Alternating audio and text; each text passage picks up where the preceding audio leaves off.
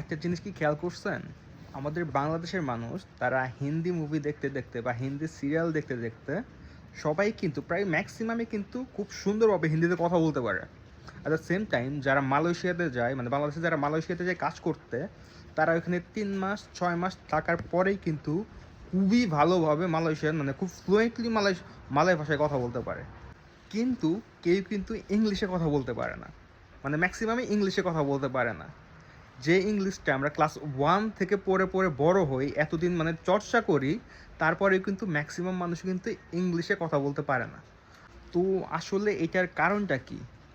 যদি যদিও আমার বলা ঠিক হবে না, কারণ আমি নিজেও ইংলিশের জাহাজ না। তাও মানে আমার যতটুকু আইডিয়া আছে আমি বলি। তো আসলে আমরা ইংলিশে শিখি কীভাবে? আমরা যখনই ইংলিশ শিখতে চাই, আমাদের হাতে হচ্ছে একটা গ্রামার অথবা যে কোনো একটা বই ধরায় দেওয়া হয়, ওই বই পড়ে পড়ে আমাদের শিখতে বলা হয়। কিন্তু আমরা যদি এইটা না করে হিন্দি ভাষা মানুষ কীভাবে শিখে ফেলে, মানে নিজের অজান্তেই তারা মুভি দেখে এবং ওইটা শোনে, আবার বলেও, এভাবে তারা শিখে ফেলে। মালয়েশিয়ান ভাষায় তারা ওইখানে যায়, মানুষদের সাথে মিশতে মিশতে তারা কথা বলে ফেলে, মানে বলা শিখে যায়।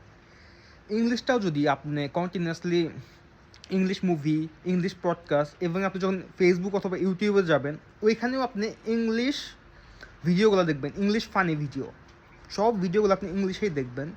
আমার মতে এইটা করলে আপনার বুলেট স্পিডে ইংলিশটা ইমপ্রুভ করবে, শুধু একতরফা মানে গ্রামার পড়ার থেকে।